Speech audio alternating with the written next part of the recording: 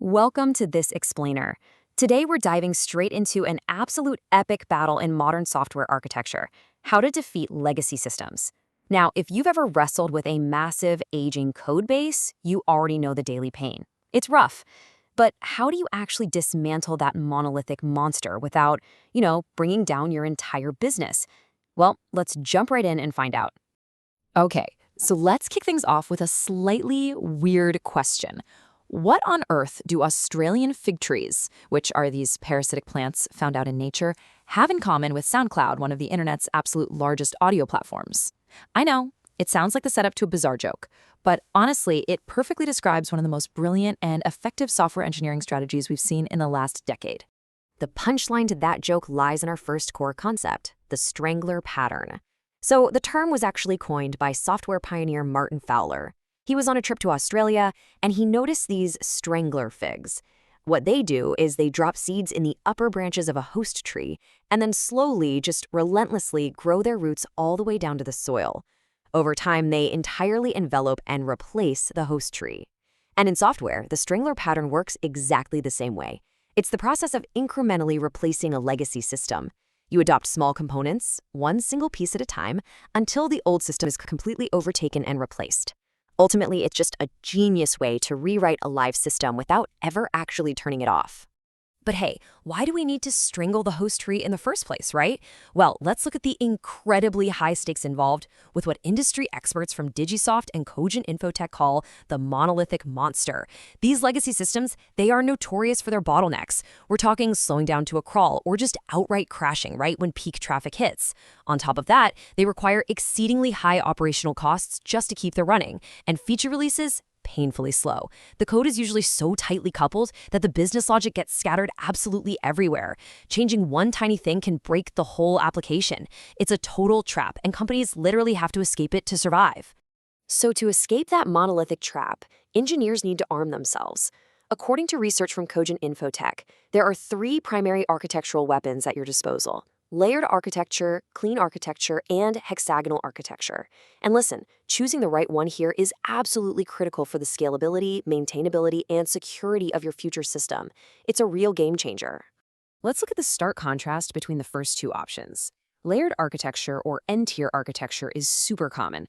It's a very rigid, top-down approach. You go from the presentation layer to the application layer, down to the domain, and finally the persistence layer. But here's the catch. Over time, this top-down flow often degrades into that tight coupling we just talked about. Clean architecture, which was popularized by Robert C. Martin, flips this entirely on its head. Instead of top-down layers, I want you to think of concentric circles.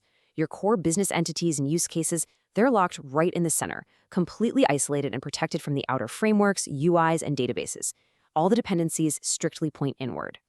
And that leads us to a seriously powerful middle ground: hexagonal architecture, which is also known as ports and adapters. Coined by Alistair Cockburn, this framework places your core domain logic dead center.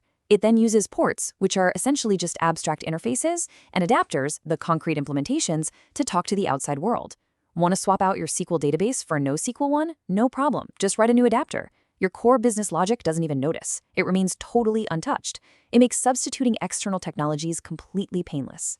Now, to see this actually working in the wild, we have an incredible case study from Nordic APIs detailing SoundCloud's massive multi-year migration. Looking at their timeline, back in 2008, SoundCloud launched as a single, massive Ruby on Rails monolithic application. But over time, that monolith got incredibly heavy. By 2020, they identified this urgent need to fix their core API issues. See, their initial attempts at strangling the monolith kind of backfired. It resulted in duplicated code and this messy hybrid system, but they stuck with it. And finally, by 2022, they completed an epic 8-year migration to a fully decoupled microservice ecosystem. 8 years. Understanding exactly why they had to make this painful leap is absolutely crucial. SoundCloud realized something fundamental, which they noted right on their developer blog. They said, "Our Rails application didn't perform well when interacting with multiple microservices to serve user traffic." That specific realization hit the nail on the head. The core platform had just become way too heavy to effectively communicate with the new independent services they were trying to build. They had to drastically pivot their approach to survive. So they devised this really brilliant battle plan. To shrink the massive scope of the migration, they actually stopped applications from calling the public API directly. Instead, they routed them through a backend for frontend, or BFF. This is essentially a custom API gateway tailored for one specific user interface. They also got aggressive about abstracting common functionality out of that core API, moving it into what they called value-added services, or VAS. These just act as independent helper applications. By getting this logic out of the monolith, they dramatically reduce the amount of heavy lifting required to actually finish the migration. But here's the million-dollar question. How do you actually transition live traffic without breaking a site that millions of people are using right at that moment? Well, SoundCloud's method for flipping the switch was incredibly smart. They used a dual request proxy. First, they routed live user requests to both the old monolithic code and the newly ported microservice code at the exact same time. Second, they compared the responses. If they matched perfectly, they knew for sure the new code worked. Finally, once it was proven, they just removed the proxy and defaulted to the new system. It was real-world testing with zero theoretical mocking. Just a quick side note, though. For data mutations like your put or post requests, they obviously still had to use traditional regression testing. You definitely do not want to accidentally create duplicate database entries. A major takeaway from SoundCloud's entire journey is that telemetry-based decision-making is just infinitely superior to guesswork. By setting up systems to automatically flag any inconsistencies between the old code and the new code, developers didn't have to guess where the bugs were hiding. They didn't have to blindly hunt for undocumented endpoints.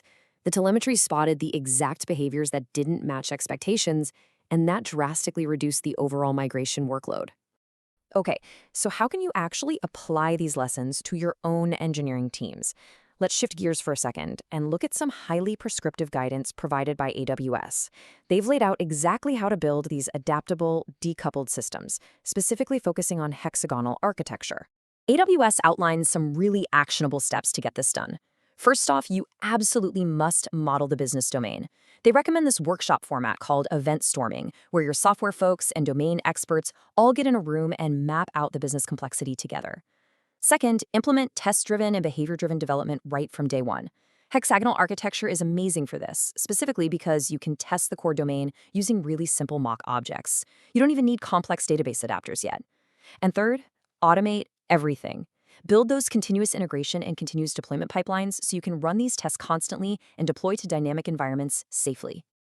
To map all this theory directly to your actual code base, AWS recommends keeping your application code and your infrastructure as code in the exact same repository. And notice how the folder structure here perfectly mirrors those hexagonal concepts we talked about. You have your entry points folder. That's for your primary adapters, like API models. Then you have your strictly isolated domain folder for your core command handlers, events, and business logic. And finally, your adapters folder for those secondary adapters, like your database repositories. It just brings this absolute logical clarity to the entire project. So let's fast forward a bit. Imagine you've done the event storming, you've built out the ports and adapters, and you've successfully used the Strangler pattern. The monolith is finally defeated. What happens next? What does this actually unlock for you in your business? Well, once you adopt a truly modular cloud-native architecture, you essentially open the floodgates to cutting-edge capabilities. As detailed by Digisoft, your newly decoupled system can now easily integrate with modern tech stacks. Think about it. You can just plug right into AI and machine learning pipelines for predictive analytics. You can seamlessly attach robotic process automation, which are essentially smart software bots to handle workflows autonomously. You instantly become an API-first ecosystem, fully capable of scaling globally with edge computing and lightning-fast content delivery. You literally go from just trying to survive your software to weaponizing it for growth. Which leaves us with one final, very important question for your engineering team to reflect on today. Take a hard look at your current technical debt, look at your release cycles, and look at your system crashes. Is your monolith ready to be strangled? The tools, the architectural patterns, and the proven case studies are all right there to guide you. The only thing left for you to do is start planting the seeds. Thank you so much for joining me for this explainer, and we will catch you in the next one.